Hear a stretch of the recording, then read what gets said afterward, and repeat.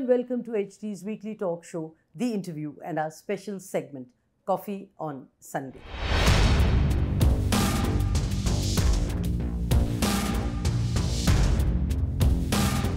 The Hero Group is one that has transformed many lives in India. In business for over 60 years, it is credited with bringing cycles and motorcycles to middle-class homes. Second to none, its story is one of success, but also one of sweat and blood. Taking us through the journey is none other than Sunil Kant Munjal in this edition of HD's weekly talk show, The Interview, in our segment, Coffee on Sunday.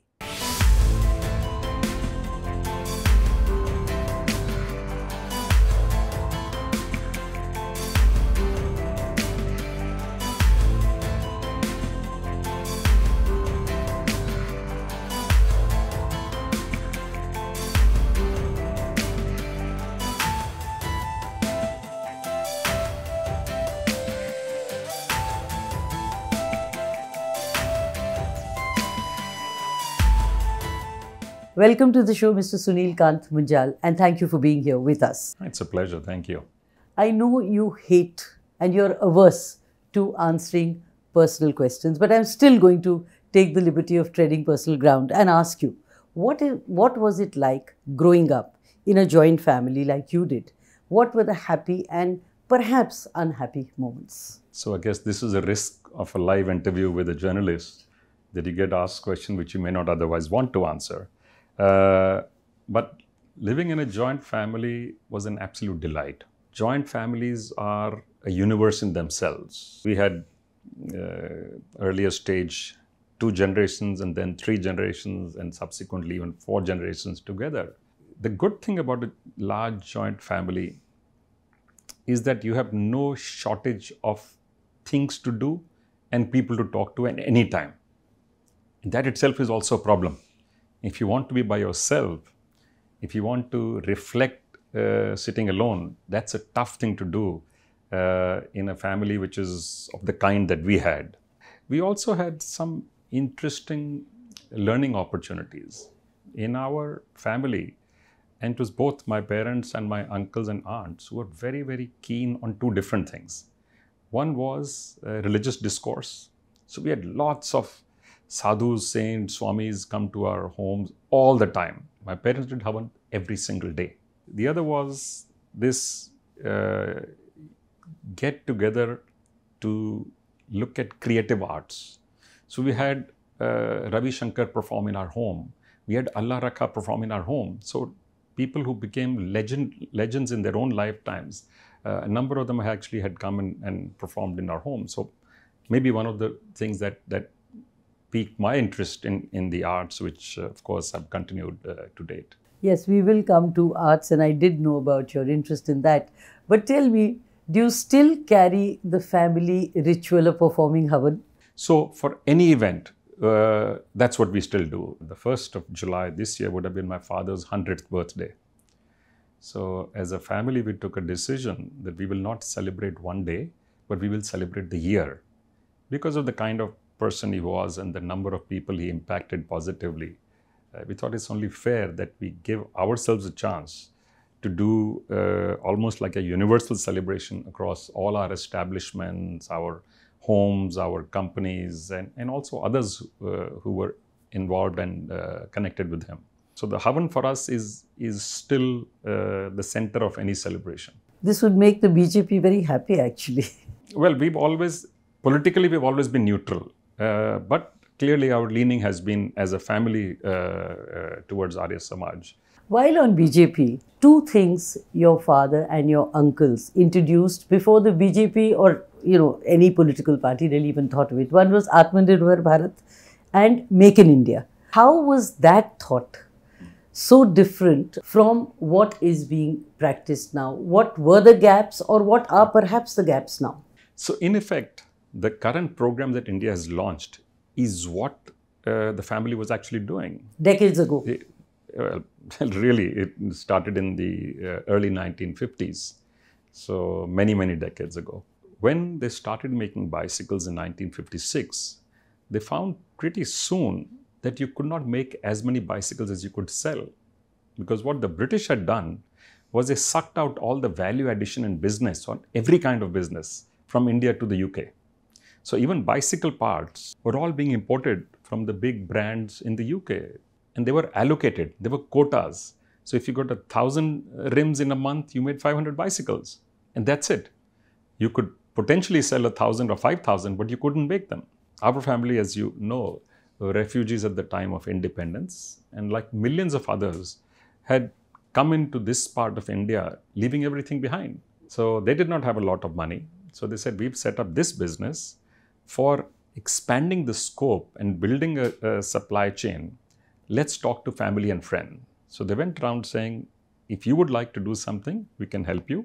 We will not fund your business because we don't have the resources. We will not run your business because we want you to run the business for yourselves. So that started not just an efficient manufacturing for Hero cycles, but it set the tone and culture for bicycle component manufacturing in Ludhiana, which became the largest source of bicycle components in the world over a period of time, as did Hero Cycles and became the largest bicycle company.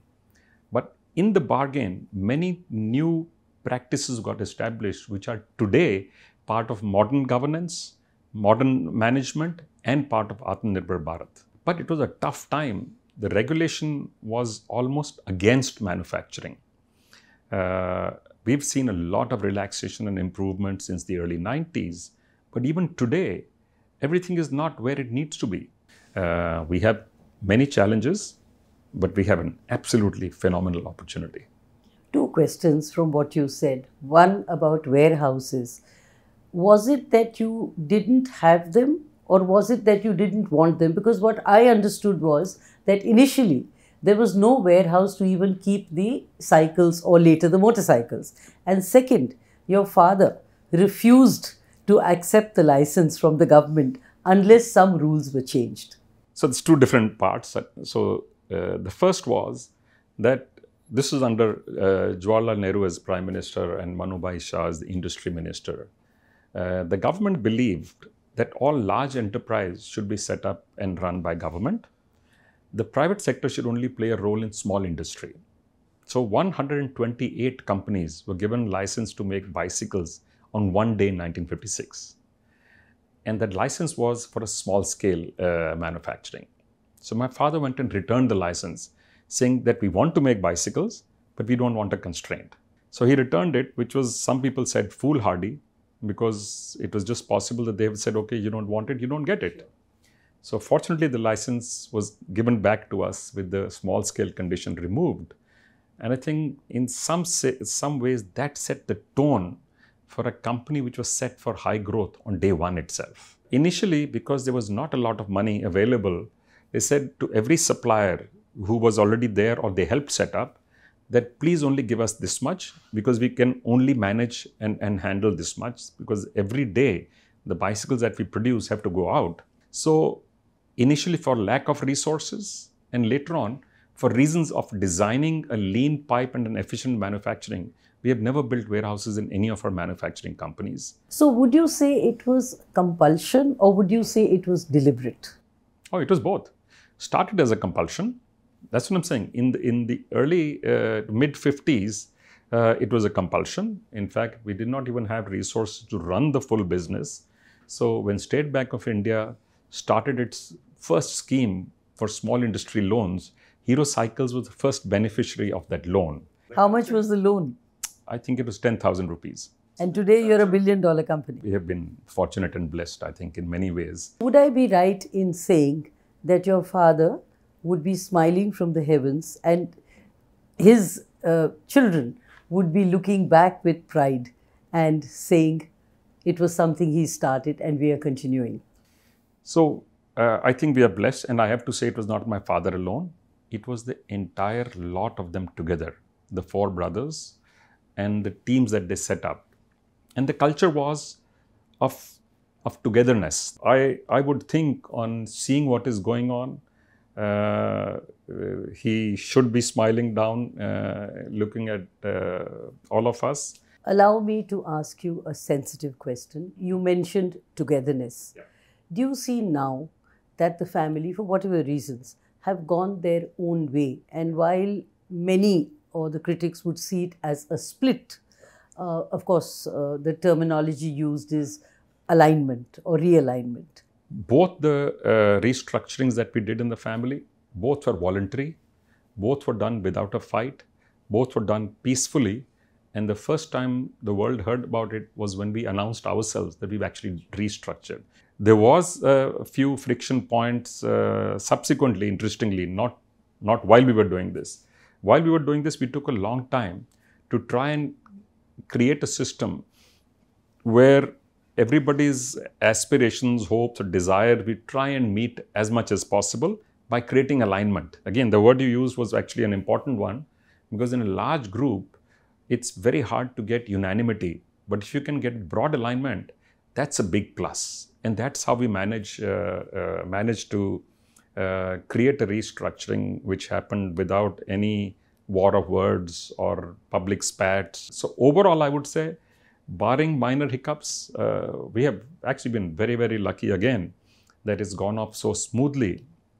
And this is one of the learnings of family-owned businesses, that it's smart to perpetuate the business through different means. And this is one of the well-established means, is to redistribute before you actually have a fight. Normal redistributions are done when there's a fight in the family or businesses are going downhill. In our case, neither one was the case when this was done. At an emotional level, let me ask you, was it painful? And I'm not going to use the word split at all, but going different ways, if we may put it like that. Oh, of course it was painful. In fact, we initially suggested to our elders, my father and my uncles, we suggested they should do this. But after a few months, both my father and my uncle called me and saying, "Ye hamare se nahi hoga." And interestingly, it was your mother who facilitated this. Yeah. So the wonderful thing was, the relationship was quite symbiotic with those who were in the business and those who were not. So that is also part of the beauty, and also, by the way, one of the biggest challenges of a family-owned businesses. Fortunately, it went off smoothly. It took quite a bit of time to smoothen, because it was not always smooth. There were many ups and downs, many back and forths in the process. But the good thing is, large part of the family, the relationship of the family is still very good. So while we've had our difficult moments, as you can imagine, any family which has been as close as we were, when you restructure, the emotional part is one of the more difficult and complex ones. And but once you get over it and you understand why it is being done, it's actually for the larger benefit both of the businesses and of the family. Let me take you back some more years and ask you, how did the name Hero come about? When my uncles and my father used to do business of trading in bicycle parts, this was in Amritsar, before they moved across.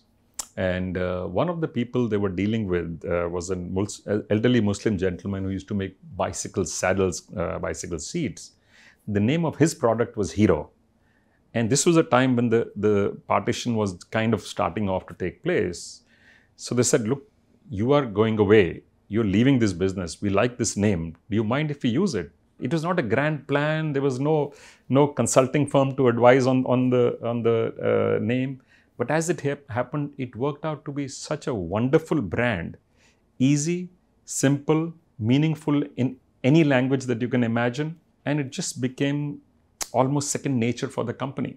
Your company ventured into making trucks also, but that didn't take off. Yes. So what were the lessons learned and unlearned? So there was no lesson to learn, but it was a conscious decision. This was actually, would have been a wonderful thing to do, because we had partnered with Daimler, which was the largest company in the world for trucks and buses. There were two things we found. Because they are so large, in many of the team members that we came across was a feeling that they already had the answers. They already knew what to do. So there was not enough effort being made to understand the market, the culture, the work style in India. The second difference was, we were always used to doing everything very frugally. And that, we believe, was our strength. And get into middle class homes actually. Absolutely. All our businesses were aimed at middle India because we were not focused on the very top end. In the middle, there is a huge India which is aspirational. We want to do better for themselves and for the children and their families. That is the market that we cater to.